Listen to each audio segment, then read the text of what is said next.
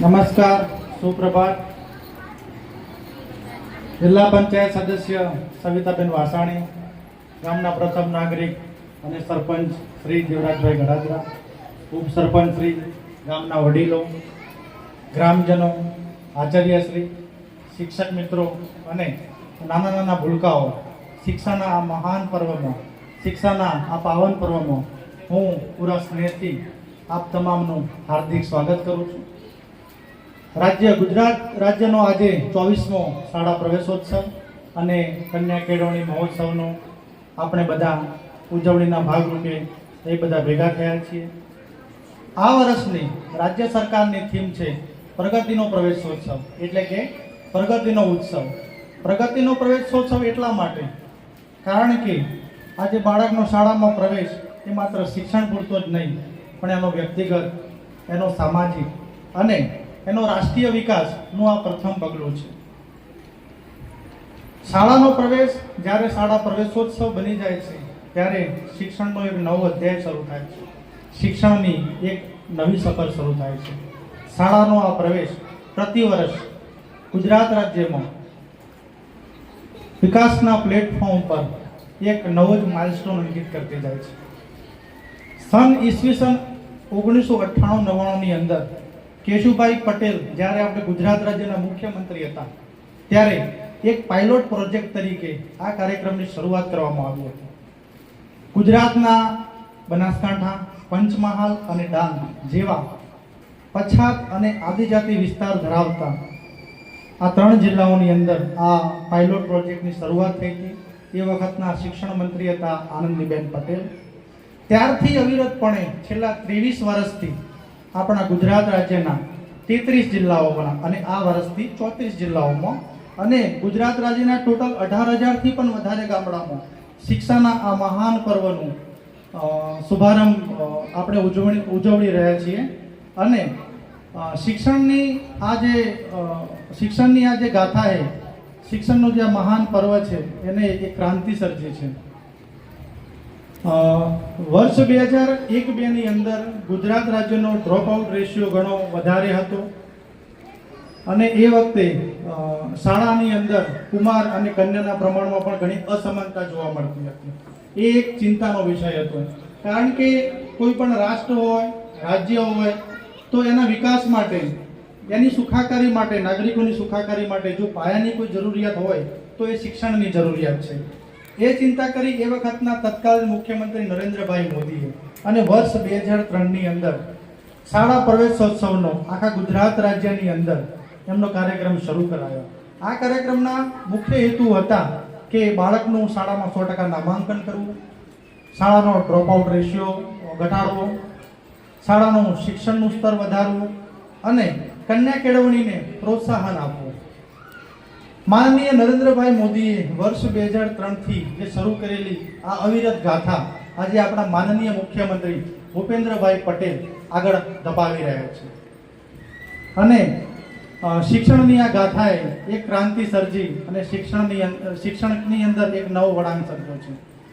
હવે જે બાળક છે એ શિક્ષણ એ એમનો મૂળભૂત અધિકાર છે અને આ મૂળભૂત અધિકારને પ્રત્યેક બાળક સુધી જો પહોંચાડવાનું જો કોઈ પહેલું પગથિયું હોય તો એ છે આ શાળા પ્રવેશ અને એનું નામાંકન. શિક્ષણ એ જીવનનો મજબૂત પાયો છે. શાળાની શરૂઆત, દીકરા કે દીકરીની ઉજ્જવળ ભવિષ્યની શરૂઆત એ શાળાના પ્રથમ પગથિયેથી થતી હોય છે. શાળામાં શિક્ષણની સાથે સાથે એમને પ્રેમ, ઊંઘ, સંસ્કાર, આત્મવિશ્વાસ જેવા ગુણો અને સારા નાગરિક બનવાની જે દિશા એ શિક્ષણથી થાય છે. દરેક ગ્રામજનોએ મારે વિનંતી કે પોતાના બાળકોને નિયમિત શાળાએ મૂકે, સમયસર શાળાએ મૂકે, એમના અભ્યાસમાં તમે ધ્યાન આપો, શાળાના શિક્ષકો સાથે તમે એનો સંવાદ જાળવો, તમારા બાળકોની શું સ્થિતિ છે એ વિશે તમે જાણકારી રાખો. કારણ કે વાલી, શિક્ષક અને સમાજ આજે આ ત્રિપુટી જ્યારે આ ભેગી થશે ત્યારે એક બાળકનો સર્વાંગી વિકાસ થશે, એનું ઘડતર થશે. આ શાળાના આચાર્યશ્રી અને શિક્ષકોને પણ હું અભિનંદન પાઠવું છું કે તે આવતીકાલનું જે ભારતના ભાવિ છે એને ઘડવાનું પવિત્ર કામ કરી રહ્યા છે. શિક્ષણ એ માણસની બે બીજી સૂક્ષ્મ આંખો છે. તે માણસને જોવાની, સમજવાની અને પારખવાની શક્તિ આપે છે.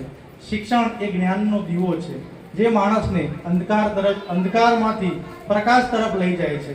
આપણા જાણીતા શિક્ષક અને હાસ્ય કલાકાર સાઈરામભાઈ દવે પણ શિક્ષણ વિશે વાત કરી છે કે શિક્ષણ એટલે શું?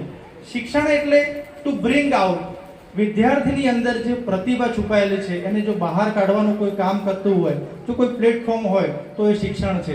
અને જ્યારે આવી પ્રતિભાઓ સમાજમાં બહાર આવે છે ત્યારે સમાજને કોઈ એક સારા શિક્ષક, સારા ડોક્ટર, સારા એન્જિનિયર, સારા લેખક, સારા કવિ, સારા પત્રકાર, ચિત્રકાર કે એક સારો પ્રતિભાપૂર્ણ માણસ મળે છે. અને આવા પ્રતિભાપૂર્ણ માણસથી આપણું ગામ, આપણો તાલુકો, આપણો જિલ્લો અને આપણું રાજ્ય કે આપણો દેશ સુખી અને સમૃદ્ધ પ્રાપ્ત થાય છે. દક્ષિણ આફ્રિકાના રાષ્ટ્રપ્રમુખ નેલ્સન મંડેલાજીએ પણ કીધું છે કે શિક્ષણ એક એવું બ્રહ્માસ્ત્ર છે, શિક્ષણ એક એવું અસ્ત્ર છે કે જેના થકી તમે આખી દુનિયાને બદલી શકો છો. આપણા ભારતના બંધારણના ઘડવૈયા ડૉક્ટર ભીમરાવ આંબેડકરજીએ પણ કીધું છે કે શિક્ષા શેરની કા વો દૂધ હે જો પીએગા વો દહાડેગા. અને આપણા મહાન વૈજ્ઞાનિક સ્વર્ગસ્થ ડૉક્ટર એપીજે અબ્દુલ કલામ સાહેબે પણ શિક્ષણ વિશે બહુ સારી વાત કરી છે કે વિદ્યાર્થીની સૌથી મોટી વિશેષતા કઈ? વિદ્યાર્થીની સૌથી મોટી વિશેષતા એ પ્રશ્ન પૂછવાની. જે વિદ્યાર્થી કે જે માણસ પ્રશ્ન પૂછવાથી પાછો પડતો નથી એ એના જીવનમાં પણ ક્યારેય પાછો પડતો નથી. શીખવું એ સર્જનાત્મકતા આપે છે અને સર્જનાત્મકતા વિચાર આપે છે. વિચાર એ જ્ઞાન આપે છે અને જ્ઞાન એ તમને મહાન બનાવે છે. અબ્દુલ કલામજી એમ પણ કીધું છે કે શિક્ષા એ તમારા વર્તનમાં પણ દેખાવી જોઈએ. જો શિક્ષાની સાથે નમ્રતા હોય તો એ શિક્ષણનો સાચો અર્થ છે. જો માણસ જોડે શિક્ષા હોય પણ નમ્રતા ન હોય તો એવી શિક્ષાનો કોઈ જ મતલબ રહેતો નથી. છેલ્લે રાજ્ય સરકાર બાળકોને પુસ્તકો, શિષ્યવૃત્તિ અને મધ્યાહન ભોજન જેવી અનેક સુવિધાઓ પૂરી પાડે છે. આપણે વાલીઓને કહેવું કે આપણે બાળકને નિયમિત શાળાએ મોકલવાના છે. એમને અધવચ્ચેથી શાળા છોડવાની નથી. કારણ કે આ લોકો એ આવતીકાલનું ભવિષ્ય છે. અને આજના આ કાર્યક્રમ થકી શાળા પ્રવેશોત્સવ અને કન્યા કેળવણી મહોત્સવની અંદર જે નાના નાના ભૂલકાઓ જે આજે પ્રવેશ પામી રહ્યા છે એ તમામને હું મારા ખૂબ ખૂબ આશીર્વાદ અને એમના ઉજ્જવળ ભવિષ્યની હું શુભકામના પાઠવું છું. છેલ્લે મારે એટલું જ કહેવું છે કે શિક્ષણ એ જીવનનો આધાર નથી, પણ શિક્ષણ એ જીવનનું મહામૂળું આભૂષણ છે. બસ આટલે હું મારી વાણીને વિરામ આપું છું. જય હિન્દ, જય ભારત.